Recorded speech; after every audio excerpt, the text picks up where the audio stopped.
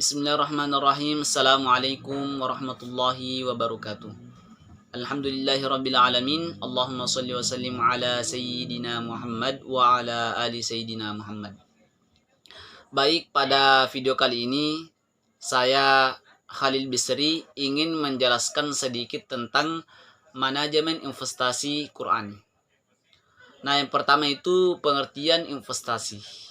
Nah, investasi berasal dari bahasa Inggris, investment, dari kata dasar invest yang berarti menanam, atau istahmara dalam bahasa Arab yang berarti menjadikan berbuah, berkembang, dan bertambah jumlahnya.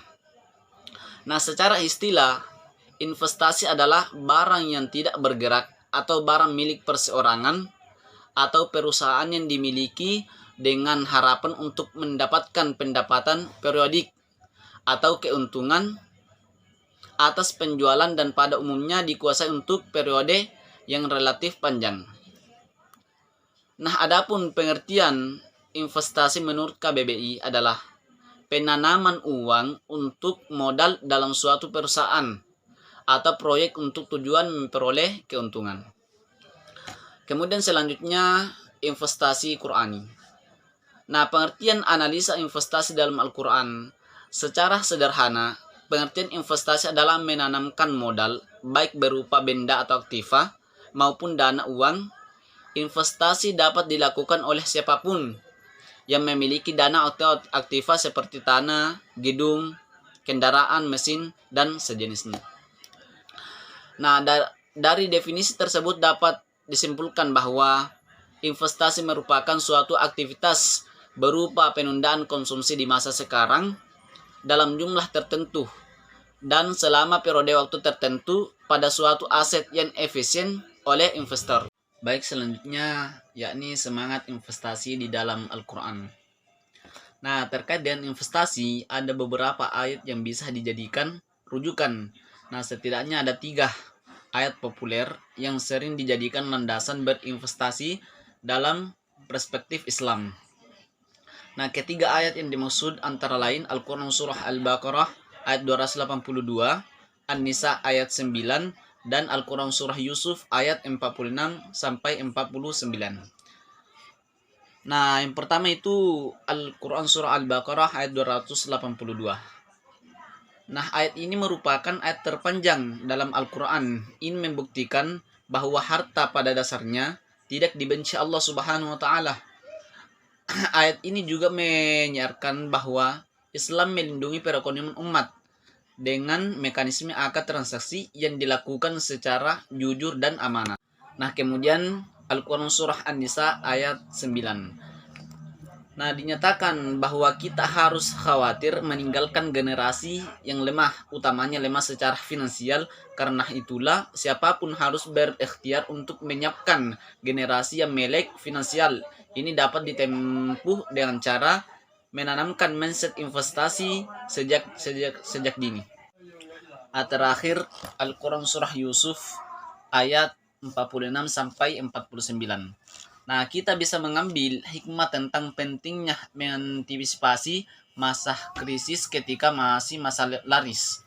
Nah, ini tersirat dari takwil Nabi Yusuf alaihissalam atas mimpi raja perihal 7 sapi gemuk dimakan 7 sapi kurus dan 7 tangkai hijau serta disertai 7 tangkai kering.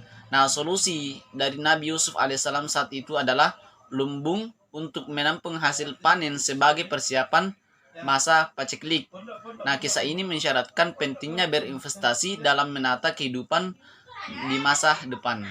Nah, selanjutnya tujuan investasi menurut Al-Quran. Nah, untuk mendapatkan kehidupan yang lebih layak merupakan keinginan setiap manusia. Nah, sehingga upaya-upaya untuk mencapai hal tersebut di masa depan selalu akan dilakukan. Begitulah tujuan berinvestasi agar mendapatkan kesejahteraan. Nah, bagi diri sendiri dan juga keturunan. Allah Subhanahu wa Ta'ala berfirman dalam surah An-Nisa dan Al-Hasyr. Yang pertama An-Nisa ayat 9. وَلْيَخْشَى الَّذِينَ لَوْ تَرَكُوا مِنْ خَلْفِهِمْ ذُرِّيَّةً ضِعَافًا خَافُوا عَلَيْهِمْ فَلْيَتَّقُوا اللَّهَ وَلْيَقُولُوا قَوْلًا سَدِيدًا. Dan hendaklah takut kepada Allah orang-orang yang seandainya meninggalkan di belakang mereka anak-anak yang lemah, yang mereka khawatir terhadap kesejahteraan mereka. Oleh sebab itu, hendaklah mereka bertakwa kepada Allah dan hendaklah mereka mengucapkan perkataan yang benar. Nah, seperti halnya yang telah diulatkan oleh Adi bin Daud, ia bercerita bahwa Abdullah bin Saleh menceritakan kepada kami, ia berkata, Muawiyah bin Saleh menceritakan kepada aku dari Adi bin Talha, dari Ibnu Abbas tentang firman Allah, dan hendaklah takwa kepada Allah orang-orang yang seandainya meninggalkan di belakang mereka anak-anak yang lemah, yang mereka khawatir terhadap kesejahteraan mereka, bahwa firman Allah ini berkenaan dengan seseorang yang akan meninggal dunia. Kemudian seseorang memperdengarkan atau membisikkannya supaya memberikan wasiat yang dapat memudaratkan ahli warisnya. Selanjutnya Al-Quran Surah Al-Hasyr ayat 18. Hai orang-orang yang beriman, bertakwalah kepada Allah dan hendaklah setiap diri memperhatikan apa yang telah diperbuatnya untuk hari esok, yakni akhirat. Dan bertakwalah kepada Allah, sesungguhnya Allah Maha mengetahui apa yang kamu kerjakan. Nah, investasi pada hakikatnya merupakan penanaman sejumlah dana pada saat ini dengan harapan untuk memperoleh keuntungan di masa mendatang. Nah, di dalam surah An-Nisa ayat 9 telah dikatakan bahwa dilarang untuk meninggalkan keturunan yang lemah. Dalam artian, kita khawatir setelah sepeninggal kita, keadaan anak-anak yang kita tinggalkan itu tidak tercukupi kebutuhannya, bahkan sampai meminta-minta. Maka di sini dihimbau agar kita semua menyiapkan sesuatu sejak dini. Nah, tidak ada yang tahu hari esok yang akan kita hadapi akan seperti apa nantinya. Keharusan untuk memperhatikan apa yang dilakukan sekarang untuk hari esok sangat diperdulikan, seperti telah disebutkan di dalam Al-Quran Surah Al-Hasyr ayat 18. Nah, Islam mendorong kegiatan investasi sebagai sarana untuk mengembangkan modal atau harta. Nah, investasi merupakan tema yang berhubungan kuat dengan syariat. Nah, hukum Islam bahkan filsafat. Nah, maksud dari investasi adalah menanam modal dengan tujuan untuk menambah keuntungan dan mencari kelebihan nikmat Allah Subhanahu wa taala. Karena investasi ini akan merealisasikan tujuan permodalan yang seharusnya berkembang serta tujuan sosial.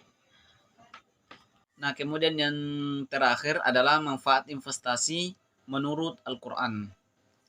Nah, mempunyai penghasilan jangka panjang, bisa mengungguli inflasi, bisa memberikan sebuah penghasilan yang tetap.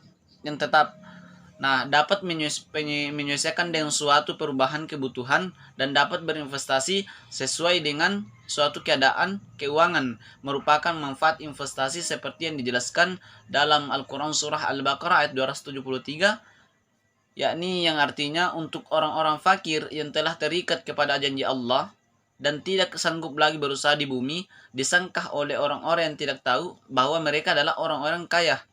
Nah, dari sangat menahan diri, engkau akan dapat mengenal dengan tanda mereka tidak meminta-minta kepada manusia atau memaksa-maksa. Maka apapun kekayaan yang kamu belanjakan, sesungguhnya Allah Subhanahu wa taala amatlah mengetahuinya. Nah, di zaman Rasulullah SAW di negeri Madinah itu tempat seluruh surah Al-Baqarah diturunkan. Nah, terdapat sekelompok sahabat yang diberi gelar Ahlus Suffah. Ada yang mengatakan kelompok itu berjumlah 400 orang, ada juga yang mengatakan hanya kisaran antara 200 dengan 300 orang saja. Nah, tugas mereka adalah menghafal dan memelihara setiap dari ayat Al-Quran yang turun. Nah, di antara mereka ada yang lemah badannya sehingga tidak mampu lagi untuk ikut serta dalam berperang. Nah, padahal dari setiap perang tersebut terdapat 4/5 dari harta ghanimah hak mereka. Niscaya mereka tidak mendapatkan harta itu. Maka kata ahli tafsir, ayat ini turun untuk menarik para dermawan muslim supaya mereka ini diadakan bantuan yang patut kepadanya. Baik, itulah penjelasan singkat tentang manajemen investasi di dalam Al-Quran. Lebih dan kurangnya mohon dimaafkan. Minallahi musta'an wa alaihi tiklan. Assalamualaikum warahmatullahi wabarakatuh.